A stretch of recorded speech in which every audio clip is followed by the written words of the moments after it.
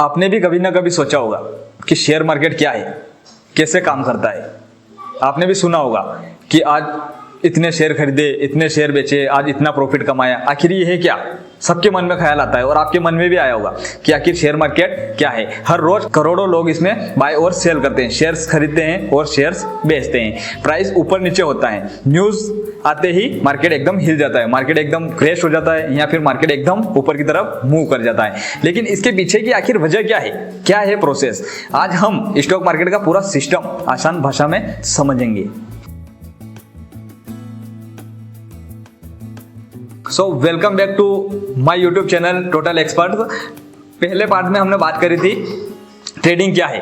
पहले पार्ट में हमने सीखा था ट्रेडिंग क्या है और इसके कितने टाइप्स होते हैं, कितने प्रकार की ट्रेडिंग होती है। आज हम पार्ट 2 में डिटेल में समझेंगे स्टॉक मार्केट कैसे काम करता है और स्टॉक मार्केट क्या है।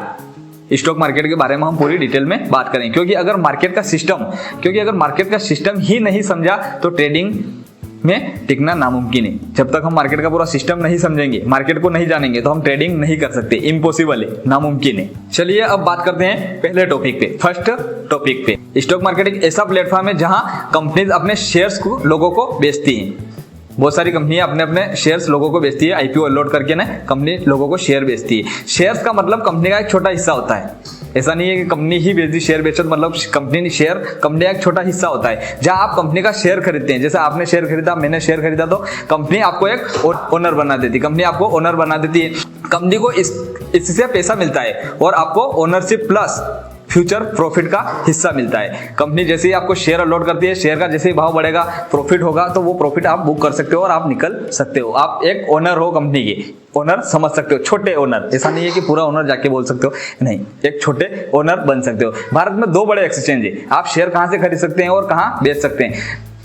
सुना होगा आपने एनएससी और बीएससी। एनएससी क्या है? एनएससी मतलब नेशनल स्टॉक एक्सचेंज और बीएससी बॉम्बे स्टॉक एक्सचेंज। ये भारत के 2 बड़े एक्सचेंज है, यहीं आपको शेयर खरीदना और बेचना पड़ेंगे। चलिए अब बात करते हैं हम इसके दूसरे टॉपिक पे।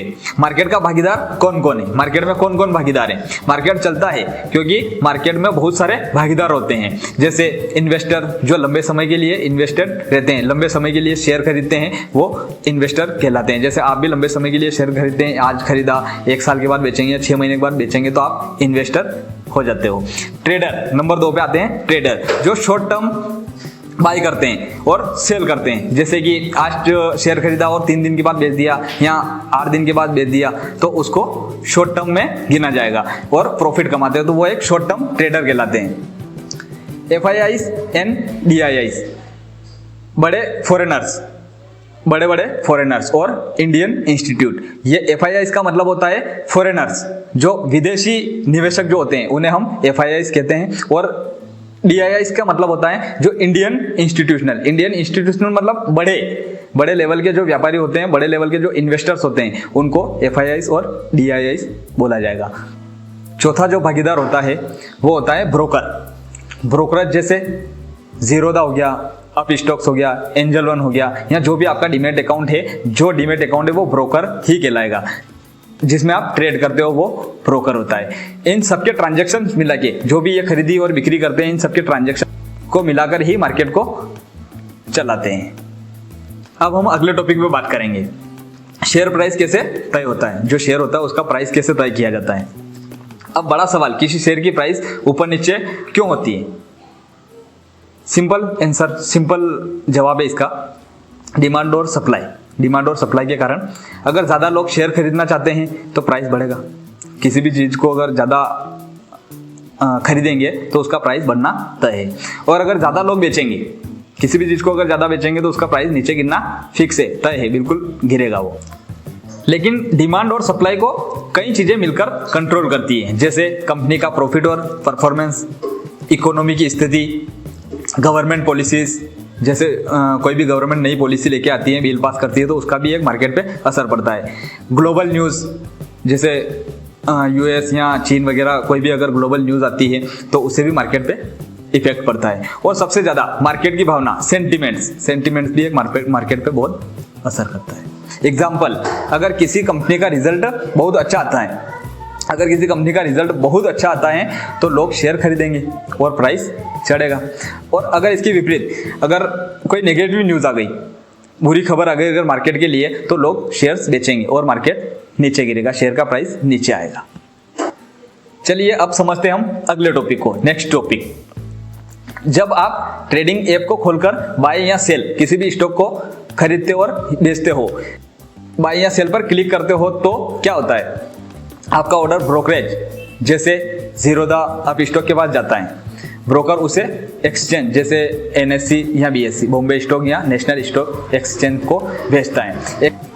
एक्सचेंज उस ऑर्डर को मैच करता है और किसी दूसरे सेलर या बायर से ऑर्डर मैच होते ही आपका ट्रेड कंप्लीट हो जाता है। अब आप सोच रहे होंगे कि ये तो बहुत लंबी प्रोसेस है, लेकिन नहीं, ये प्रोसेस कुछ ही सेकंडों में पूरी हो जाती है और आपका स्टॉक बाय या सेल आप कर सकते हैं। चलिए अब अगले टॉपिक को समझते हैं, इंडेक्स, सेंसेक्स और निफ्टी का रोल।